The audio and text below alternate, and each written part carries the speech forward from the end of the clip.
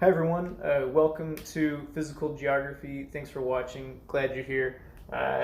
Glad to be here. Just going to kind of briefly introduce geography and talk about the 5 themes of geography in this video. So this is a physical geography class. Geography overall is a spatial science. Now, hopefully you'll read in the lecture notes there. It's a spatial science.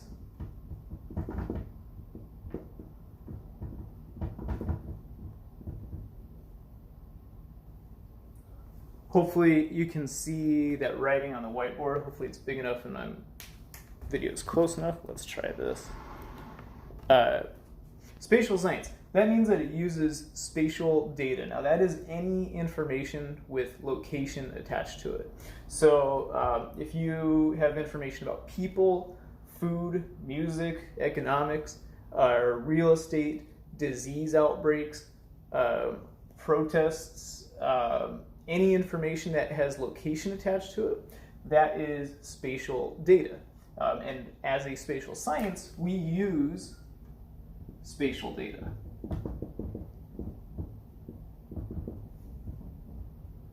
Now, one way to tell if it's spatial data, if you're like, this might be spatial data, but I'm not sure, is to change the location of what you're studying, of whatever variable it is that you have. Let's say it's temperature.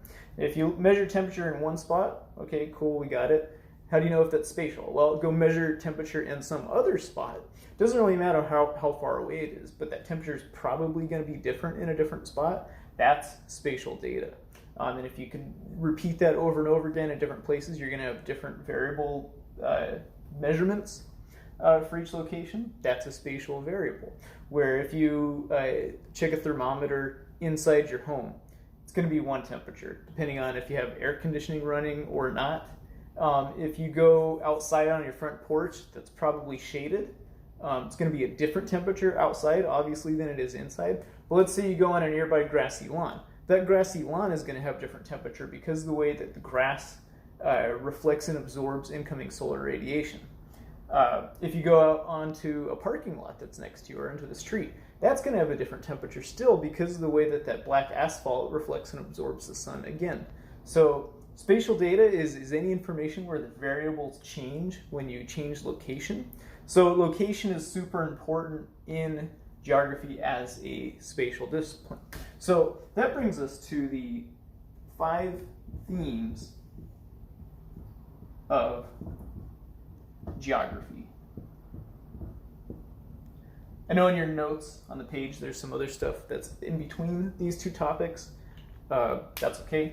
5 themes of geography. First theme of geography is location. And then as it says in your notes below, location has 2 kind of sub-values, ways of describing location.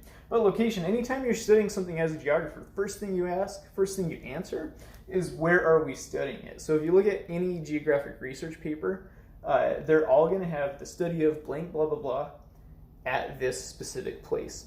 So in undergrad, I did a research project where I collected beach data. So it was the influence of the jetty system at Newport Beach. At Newport Beach is the location there. And then in the paper, I further detail exactly where Newport Beach, these specific streets that I collected data between. Master's thesis was management of mountain lions in Southern California. So there's my location.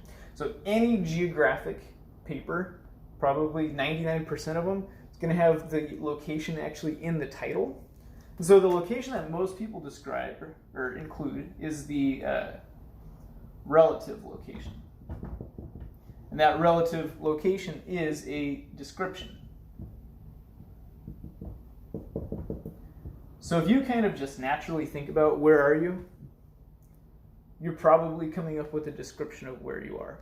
I'm down the street, I'm over the hill, I'm in front of the mountains, I'm up the coast, wherever you are, that's a description. Now, addresses are the same, a kind of sophisticated version of describing where you are, but just by providing really names of cities in a street number, mail can get to any place around the world that has an address from any other place in the world, which is pretty amazing.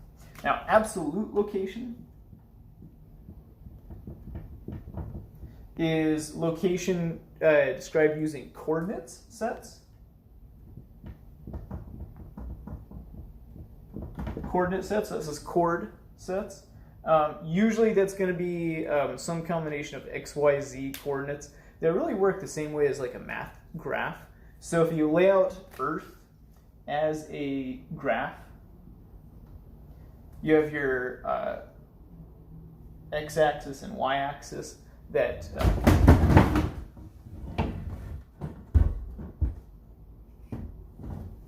it's bound to happen eventually.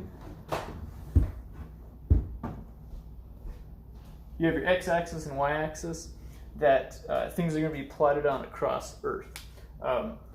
Also in the page notes is latitude, longitude. Latitude and longitude is the most common way of describing absolute location.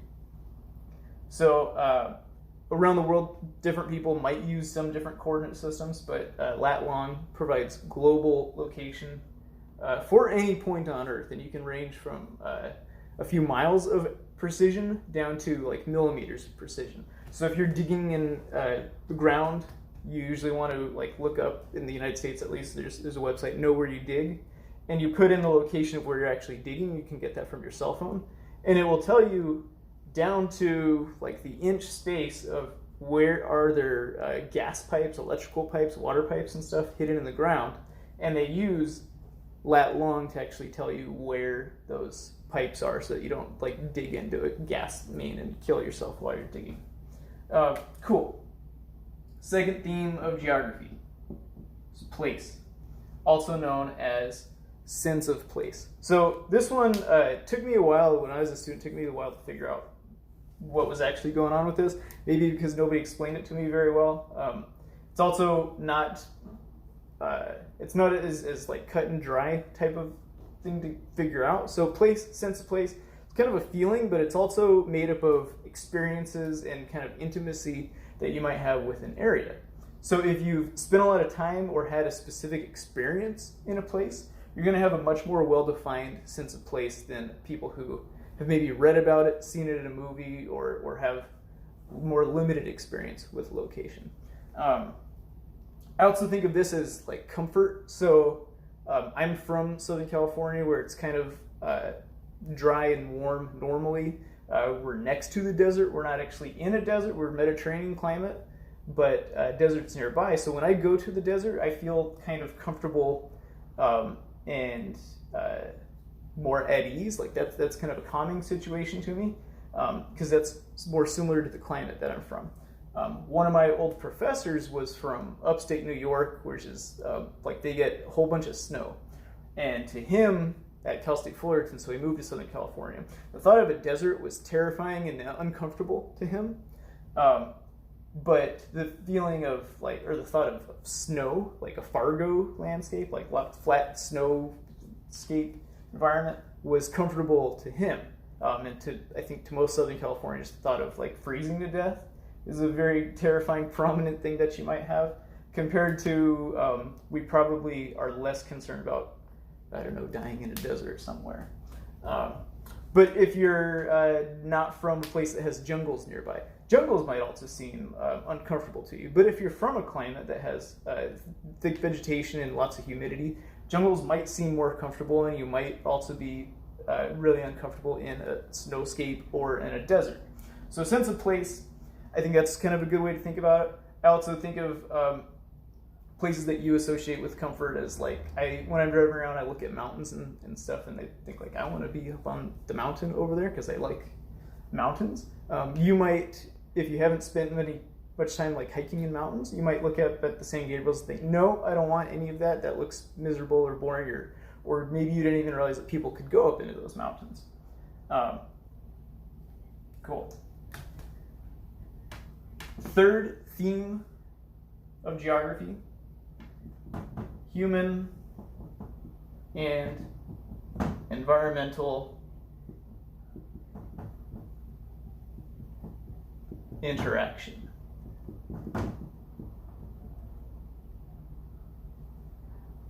human-environmental interaction. This is looking at the relationship that people have with the environment they live in. So what clothes do they wear is kind of depends on environmental interaction, where Southern California, you could get away with wearing like shorts and a t-shirt, maybe a light jacket all year long. Whereas if you did that in other parts of the world, that might cause you to die of cold pretty quickly.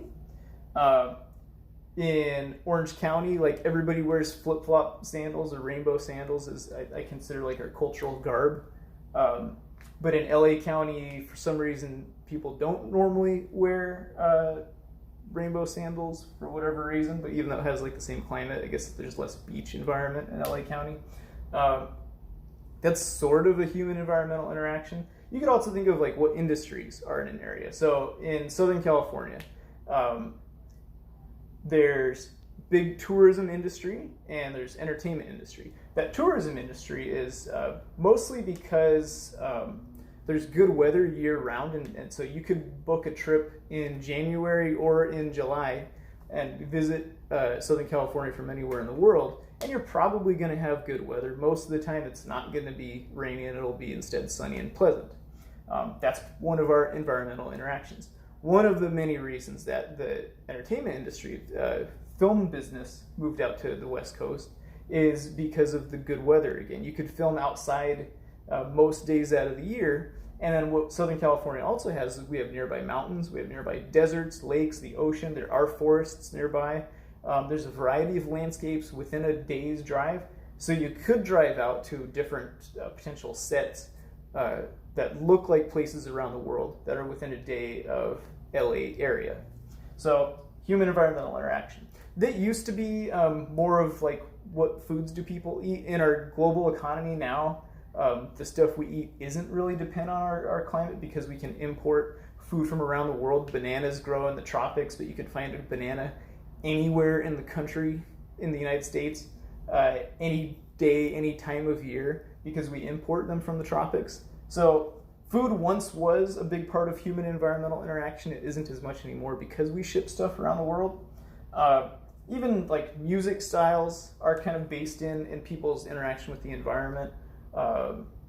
Religions have some taboos based on environmental interaction, where like Islam and Judaism don't eat pork because pigs use a lot of the same resources that people do, and in a desert environment, those resources that people need are more scarce, so they included those taboos as part of saving resources.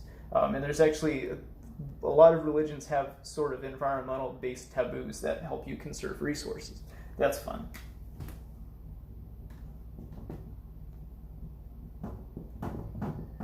Fourth theme of geography is region. The set of places with similar characteristics. So pick an area and see what is it similar to. How do you group things? Geographers and really just people in general like to group things. It makes us comfortable if you can figure out what is this thing and what is similar to it.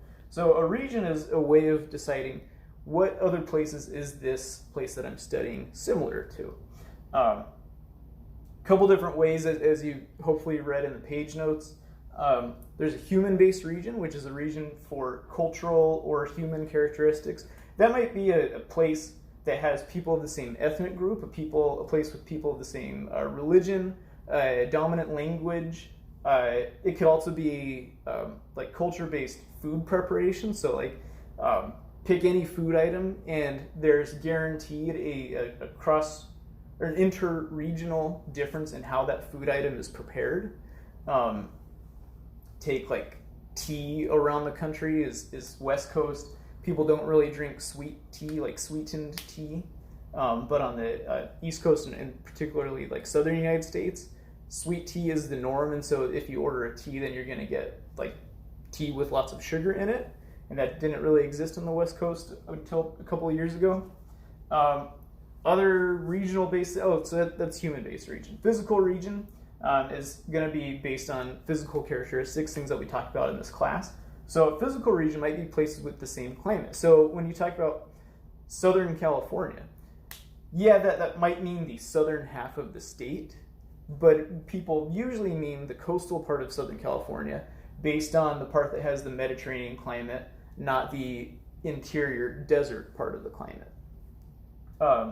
So it's kind of Southern California, most people mean west of the San Gabriels, and then east of the San Gabriels probably means high desert area, and people wouldn't usually refer that as Southern California. That's again distinct from like the Central Valley of California, which is a big agricultural region. And then Northern California is kind of weird. Like people might wonder, are you talking about coastal Northern California, which is different than interior Northern California, which is more agriculture based. And then Northern and Southern California even have human-based differences. So you could probably call Northern versus Southern California a combination region because it has both physical and human-based characteristics. One big difference is like Northern Californians, I don't know if they still do it, but they used to say hella. So if something is really cool, they'd say that's hella cool. So it's a emphasis adverb or adjective, both probably. But nobody in Southern California says hella unless they picked it up from a northerner. And then something that Southern Californians do that I didn't realize till a few years ago is we call all of our freeways the. So we take the 5 to the 57 to the 210. And a cousin from San Francisco once made fun of me. He's like, see, look, he called the freeway the. And I was like, what are you talking about? I don't know that we did this and that everybody else thought it was funny, but the rest of the United States apparently doesn't call freeways the. They say take I-5, Interstate 5, which seems weird and dumb to me, but that would be a cultural region or cultural characteristic between Northern and Southern California. Functional region, that's really any region that doesn't really match beyond having a particular function. Most states in the country are a functional region, whereas like, is Southern California that connected to Northern, and are either of those that connected to the interior? Originally, the state of California ended at the Sierra Nevada mountains, and they kind of grabbed the eastern side of the Sierra Nevadas and took them from Nevada because we found gold in the mountains. And so California is the golden state because we took that part of the mountains from Nevada. And now Nevada is stuck being called the silver state because California stole this stuff. Why did we take it? Not because it like belongs in California. We took it for a function, so it's now part of this region. You could also take the entire United States as that. It's like, what characteristic is similar between the entire United States? It's on the same continent. Okay, that's a physical characteristic. Anything unique about the people? No, there's no one language that everybody speaks. There's no one religion that everybody practices. There's definitely not a political anything that's agreed upon throughout the entire country. So it's a functional region and like I guess not even that functional, but it's a functional region in that it's a bunch of places grouped together, kind of just for financial and safety purposes originally. That's a functional region. But any agricultural territory, any production in the industry region, the steel belt, the rust belt, agricultural belt, the Midwest, those would be a lot of functional regions.